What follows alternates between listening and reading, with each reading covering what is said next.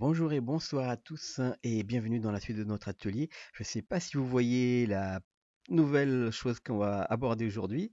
C'est sur le dinosaure là, c'est sur le Sinoceratops et je vois que c'est tout petit d'ici donc je vais vous faire un agrandissement.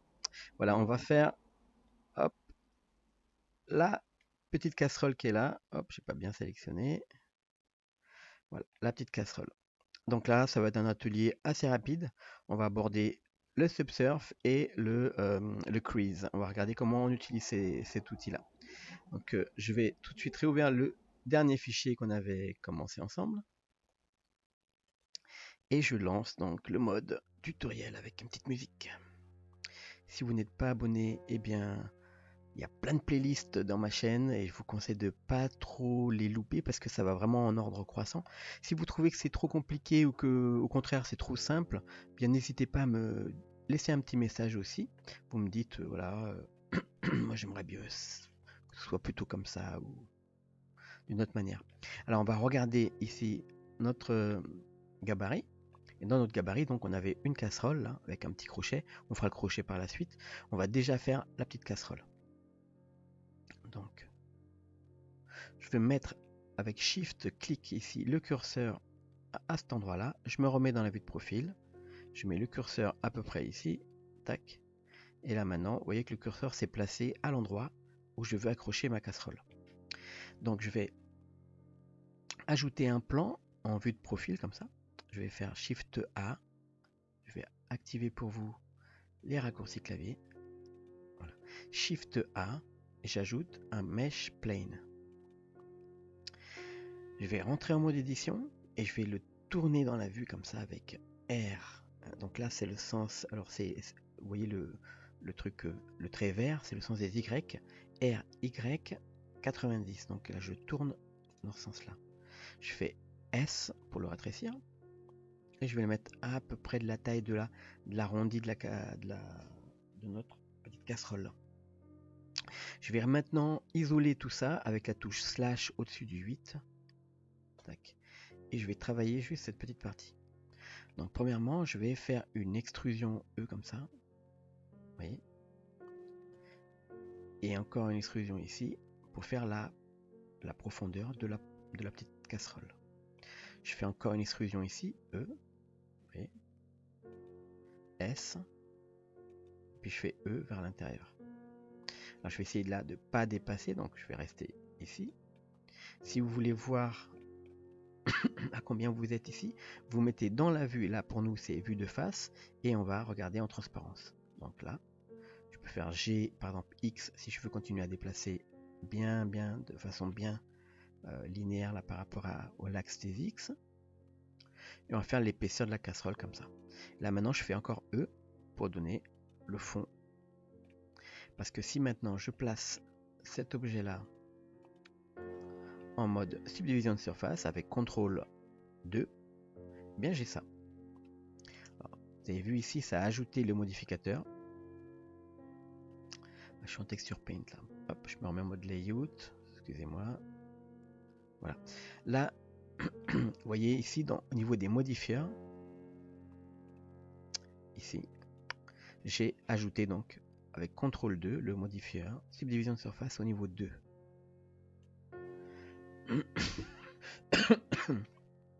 Je me mets dans la vue de face et je vais faire une petite rotation ici pour que les arêtes coïncident ici avec quelque chose de plat dans le dessus ici.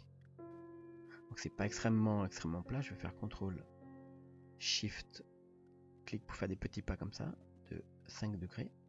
Et là, voilà. Je vais m'arrêter ici. Et le mieux que j'ai à faire, c'est ici. Je fais en mode édition. Je vais garder les mêmes objets. C'est juste pour l'exercice. Je fais Shift A. Je vais ajouter un plane. Je vais le lever avec GZ. Je le lève là. Et je fais S. Et je vais vers l'intérieur. Je vais zoomer avec le petit point à côté du 0. Ok, donc je vais le lever comme ça. G dans le sens des X, le trait rouge. Je fais GZ pour le lever dans les Z. Voilà. Et là je fais SX pour l'aplatir comme ça. Donc je fais une extrusion. Et là je veux que cette partie là en fait, je fais CTRL plus, je vais la sélectionner là. Je veux que cette partie là elle soit elle soit pas dans le prise en compte par la subdivision de surface. Je fais Shift E et je tire. Donc ça lui enlève l'influence, Shift E, ça met du crease, c'est-à-dire dans les arêtes, ça va tirer sur les arêtes. Donc là maintenant je prends cette, hop, la partie à l'intérieur là. Alors pour que ça colle ici, je peux cliquer sur le petit triangle à l'envers ici, tac, pour que le subdivision de surface colle après le modificateur, c'est-à-dire se colle sur la surface. Comme ça, j'ai pas les faces à l'extérieur ici visibles. Voilà, comme ça. Donc maintenant, je fais une extrusion ES. On a vu déjà ce que ça va donner. E comme ça. Et je vais faire L ici pour sélectionner l'ensemble, L. Et je fais encore Shift E pour faire le crease vers l'extérieur comme ça. Et donc voilà, là, j'obtiens une partie bien rectiligne ici. L pour sélectionner. Là, je fais GZ pour le plaquer juste sur la casserole. Je peux faire G dans les Y ici pour le bouger un petit peu aussi là. Ok, et maintenant, eh bien, je vais simplement reprendre cette partie-là. Je fais une extrusion avec, même mieux, je vais faire Shift D, je vais dupliquer cette partie-là, Shift D, je laisse sur place avec clic droit ou échappe. Je fais S et je fais une E vers le haut. Alors je vais agrandir un petit peu S et E vers le haut, comme ça. Je vais m'arrêter ici, je fais encore E et je m'arrête ici. Cette partie-là et la partie arrière, je les sélectionne avec Shift maintenu, donc clic et Shift clic. Je vais faire pour elle un inset, c'est-à-dire touche I, et je clique vers l'intérieur. Là maintenant, ce que je vais faire dans ce sens-là, c'est-à-dire dans le sens des S, Y. Ok. Donc comme ça, vous voyez que ça dépasse un petit peu, enfin, ça fait comme une bosse ici, mais S, je vais faire un S dans les X comme ça pour... Ah, ça le fait pas comme ça, alors attendez. Alors je vais faire GG, G dans les X, pardon. Je vais rétrécir un tout petit peu vers l'intérieur. G dans les X. Voilà, comme ça. Et là, je vais prendre les deux faces et je vais faire un bridge. Alors moi, je passe par le modifieur, par l'add-on ici, bridge, enfin loop tool, que je vous conseille d'activer. Donc on va l'activer ensemble si vous ne l'aviez pas déjà fait et vous allez le garder dans vos préférences. Donc on va dans préférences, encore une fois, add-on, et là on écrit tool. Et là, vous allez valider Mesh Loop Tools. D'accord? Loop Tools. Ensuite, vous pouvez sauvegarder. Alors, je vais déjà remettre ma vue 3D View. Et vous pouvez sauvegarder vos préférences. Donc, dans vos préférences, vous allez cliquer sur les trois petites flèches, trois petits traits, et vous faites Save Preference. Donc maintenant, j'ai le Loop Tool. Il vient en fait avec le bouton N ici. Et vous avez le petit bouton Edit sur la gauche, là, en bas, je veux dire. Et vous ouvrez Loop Tool dans Edit, et là, vous faites Bridge. Tac. Donc ça va relier les deux faces. Donc là, je vois que il a gardé ici des faces. Alors je vais faire L et je vais enlever le crease. Je fais Shift E et je vais vers l'intérieur. Là, j'ai enlevé le crease. Voilà, comme ça, on a des faces arrondies. Donc là, je fais GZ. Je vais l'aplatir un petit peu S dans les X. Voilà. Et donc, on obtient une super petite casserole. Pour récupérer les matières qu'on avait déjà créées, parce que là, pour l'instant, on n'a que des matières pour visualiser. Hein, pour l'instant, on va créer ensuite des dépliages pour nos objets. Alors pour l'instant, on va faire comme ça. Je fais réapparaître l'ensemble avec la touche slash au-dessus du 8. Et je vais me mettre en mode prévisualisation des textures. Je prends déjà la casserole là et je fais Shift clic vers le petit truc en métal là, la petite boucle, et je fais CTRL L. Et là je fais Link matériel.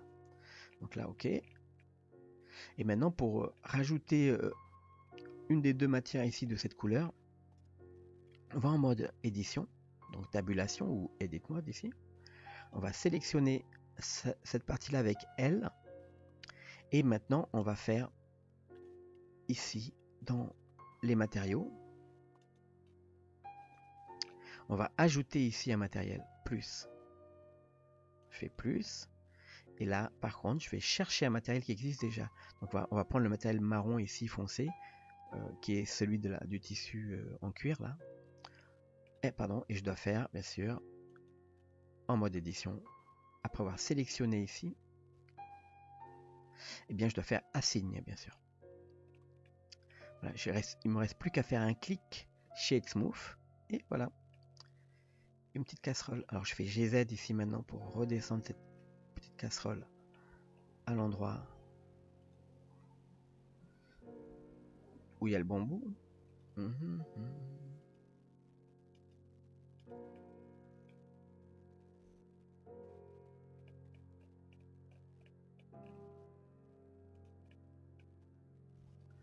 Et voilà pour cet atelier. Alors il était un petit peu rapide cet atelier, on est d'accord, mais voilà, il faut savoir des fois se faire plaisir.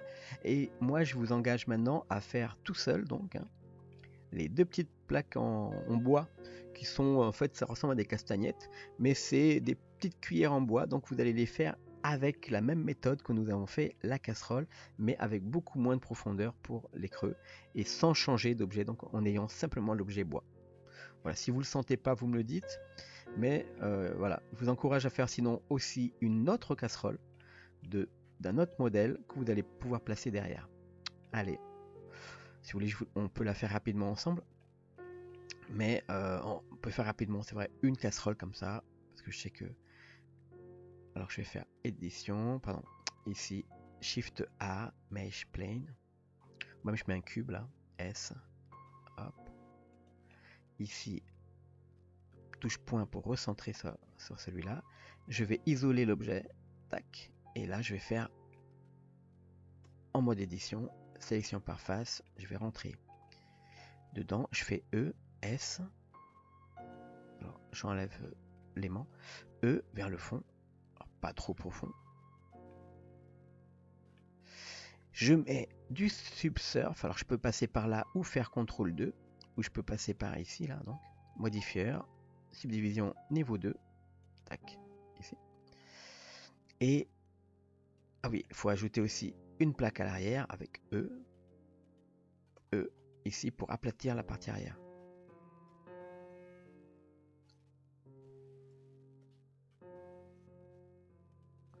Voilà. Donc là, c'est une casserole un peu différente. Hein. Je vais refaire. On peut sélectionner le bord ici avec Alt-clic. J'ai X pour agrandir ou rétrécir la hauteur.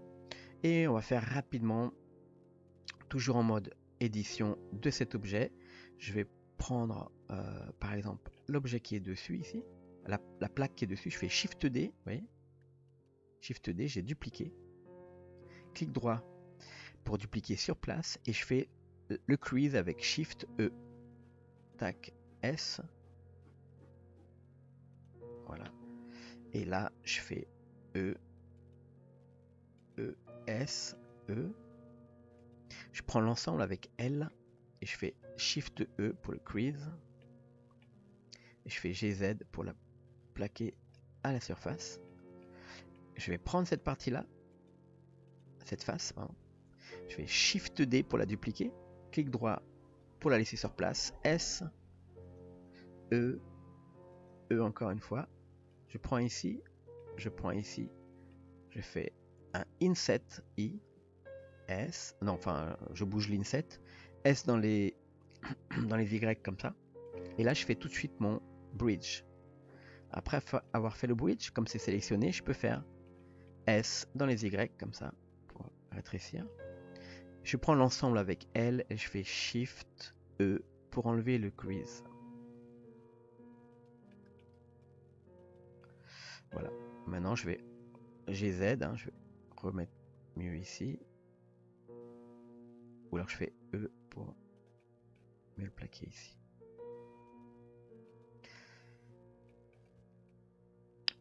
Et voilà. Donc maintenant donc le link, hein, vous avez vu, mais là mes matériaux sont créés, je vais aller les chercher ici directement. Donc je vais prendre ici la liste, je prends celui qui était en forme de couleur de métal, et je vais prendre maintenant L ici, cette partie-là, je rajoute un matériel, et je vais chercher dans la liste ici le matériel marron. Et je fais assign. Je refais apparaître de nouveau mon dinosaure. Et voilà, un clic droit, un shade smooth, et on a fait une deuxième petite poêle, casserole. On pourrait faire une poêle d'ailleurs. Voilà, à vous de faire. Je vous souhaite une bonne journée et un bon blend. Salut tout le monde.